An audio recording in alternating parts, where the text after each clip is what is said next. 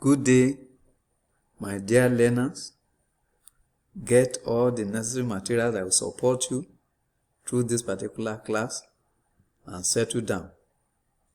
Get your note, your biro, and your jotter, and then settle down for the class to begin. We are going to look at forms of business organization,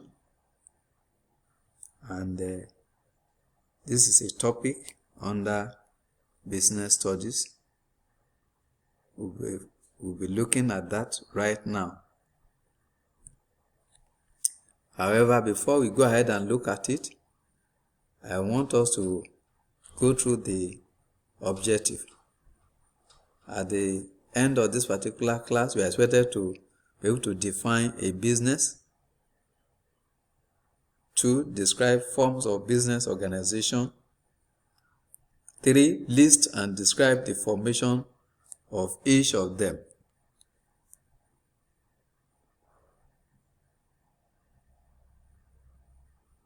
Now, meaning of a business. To you as an individual, what do you understand by a business? This is a common word that we use from time to time in our homes and within our environment.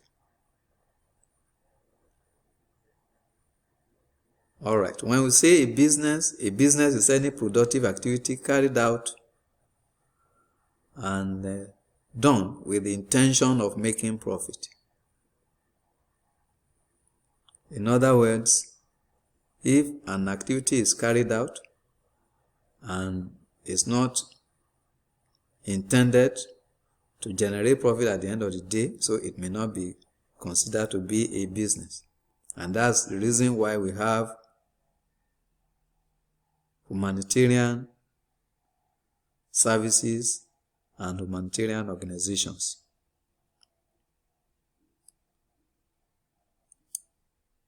A business is also concerned with creating utilities in goods and services. Examples of businesses include foodstuff selling, bread baking, shoe cobbling, and transportation. Forms of a business organization. The various forms of business organization are the various ways business outfits exist and the way they are established or born and run or managed. That is, the various ways business organizations are established, born, managed, and run from day to day. There are 5 ways business organization can exist, and these include 1. Sole proprietorship. And when we say sole proprietorship, this is simply a business that is owned by just one person or an individual. Number 2, partnership. Partnership is a business formed by some parties or some individuals. In other words, for a partnership to exist, so there must be a minimum of at least 2 people that must have come together to form such a business. So a partnership is a business form when 2 or more people come together to establish a business. In addition, we have another form of business organization, which is a cooperative society. This is a business formed voluntarily by a group of private individuals with the aim of meeting the needs of the members or with the aim of rendering services to the members. Another form of a business organization is a public corporation, and this is the form of business established by an act of parliament, primarily to render services to the public or the citizens. And lastly, we have limited liability companies, and this is a form of business established and owned by a group of private individuals who have contributed its capital and thereby becoming part owners in that type of business. Now we are going to look at the sole proprietorship and see some of its attributes or features. So what's the meaning of a sole proprietorship? A sole proprietorship is a form of business institution owned by an individual or one person. Examples include a seamstress or a tailor, an hairdresser, a motor vehicle technician, and an electrician, and so on and so forth. What are the features of a sole proprietorship? The features of a sole proprietorship include: 1. He makes all the decisions. In other words, there's no need for him to consult anybody or discuss with anybody before he arrives at every decision he's going to make. 2. It has limited lifespan. That is, the duration of the sole proprietorship or how long it continues to exist depends on the lifespan or the number of years that the owner is able to enjoy on the earth of the surface. So if the person is able to live long, that means the business may eventually live long. Thirdly, the owner enjoys all the profit alone. That is, there's no need for the owner to share the profit he has been able to generate or make with any other person. He is the only one that is going to enjoy all the profit. And lastly, death of the owner may signify its end. That is, when the owner dies, that may bring the business to an end automatically, as there may be no competent hand to take over that type of business and then continue to run it. Other features of a sole proprietorship include: it is owned by an individual, as mentioned earlier. The owner provides the capital alone, so is the only one that source for the fund or the capital that is required for that particular business. And the owner bears all the risk. That is, whatsoever losses that may come up from time to time, he is the only one that is going to be held responsible for it. Apart from that, we'll be looking at partnership business also. And as mentioned earlier, when we say a partnership, so this is a business that's formed by some parties or some individuals. In other words, a minimum of 2 people must have come together to form a partnership business. Therefore, a partnership business is a business organization formed and owned by 2 to 20 persons. That is, minimum of 2 people and maximum of 20 people or persons. But in the banking industry, the maximum that is expected nowadays is 10 people or 10 persons. What are the features of a partnership business? The features of a partnership business include: 1. It is owned by between 2 to 20 people, with the exception of the banking industry, where the maximum is 10.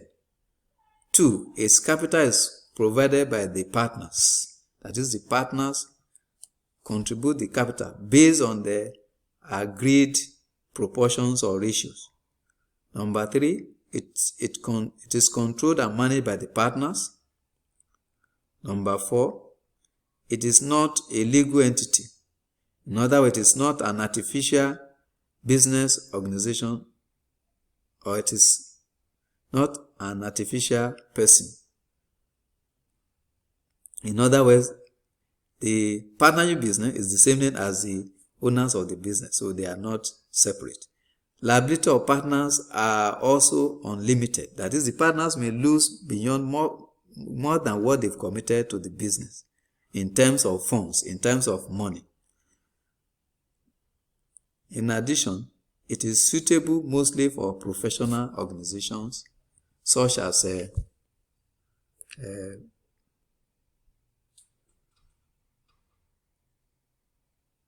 accounting, advertising, estate agents, and so on and so forth. The next form of business organization that we'll be looking at is cooperative societies. This is a voluntary business organization formed by a group of individuals who have resolved or to come together or to combine their resources for the purpose of providing for the needs of members. Examples of cooperative societies include Greenland Multipurpose Cooperative Society. And we have some other cooperative societies existing within our environment also. So we have to find out and ask for information within our environment to see the cooperative societies existing within our environment. What are the features of cooperative societies? The features of cooperative societies include: 1, it is registered under an existing cooperative law. Before a cooperative society is born, so it must have been registered under existing cooperative laws, either within a state or at the federal level. 2, it is democratic in nature.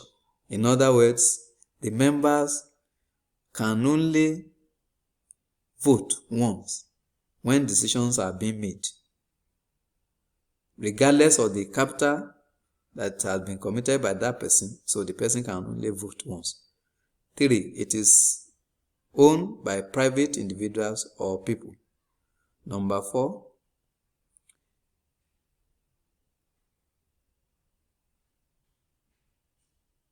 it promotes the members' interest. Number 5, the liability of the owners is the liability of the members is limited to maybe the amount of money that they've invested or committed, and it has a perpetual existence also. That is, it can continue to exist or live beyond the individual ages of the members.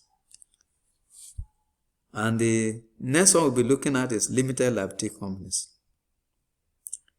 A company is a business owned by a number of people who have contributed its capital with the aim of making profit. And the individuals can become part owner of a business, of a company, when he or she contributes part of its capital or buy its shares. A company is a legal entity. In other words, it is an artificial person, separate or different from its owners, and as such, so a company can be sued, and it can equally sue in the court of law. Other features of a limited liability company include that it is registered with the Corporate Affairs Commission. It is an artificial person or a legal person. Then it enjoys a perpetual succession. That is, it continues to exist even beyond the lifespan of the shareholders. It is established to carry on a particular line of business. So before a company is formed, so the promoters must have decided on what the business is going to produce. It has many owners who are referred to as shareholders, and its name ends with limited if it is a private limited liability company, or PLC if it is a public limited liability company. In conclusion, sole proprietorship is also referred to as one-man business. It is owned, managed, and controlled by an individual, that is by one person. And that person is the one that made up his or her mind to actually establish this type of form of business. Partnership business,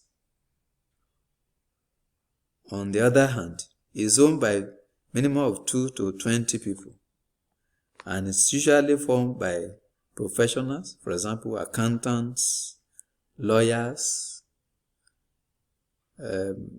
estate practitioners, and so on and so forth. Cooperative societies. This is a voluntary business organization formed by a group of individuals who have resolved to combine their resources to be able to meet the needs of the members, that is, to provide for the needs of the members.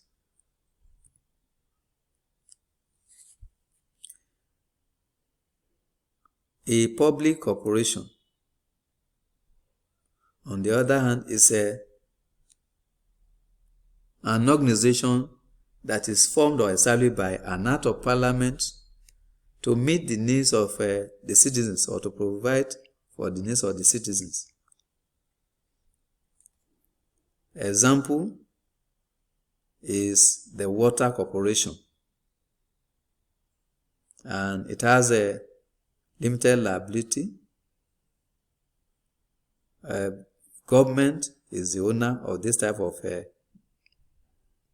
organization, but it is established to render services to the citizens. It is not expected to generate profit, but it is established to render services. A company, on the other hand, is a business owned by a number of people who have contributed its capital with the aim of making profit. An individual becomes part of the owner of a business when he or she contributes part of his capital or decides to buy its shares. And when this situation happens, that person becomes a part owner of that particular business, or a shareholder in that particular business. And the losses of that particular individual is limited to the amount of money that the person has committed to that type of company. Reference material. You can go ahead and look at some reference materials like Simplified and Amplified Commerce for SS by Femi Lunge et al., published by Lunge Publishers. Commerce for SS by Ahukana et al., published by Africana Publishers. And then Comprehensive Commerce for SS by J.U. Anyali, published by Johnson Publishers. Assignment. Number 1A. What do you understand by a sole proprietorship business? B. State 5 features of a sole proprietorship business. 2A. Define partnership. B. List 5 attributes of a partnership business. Thank you for your attention.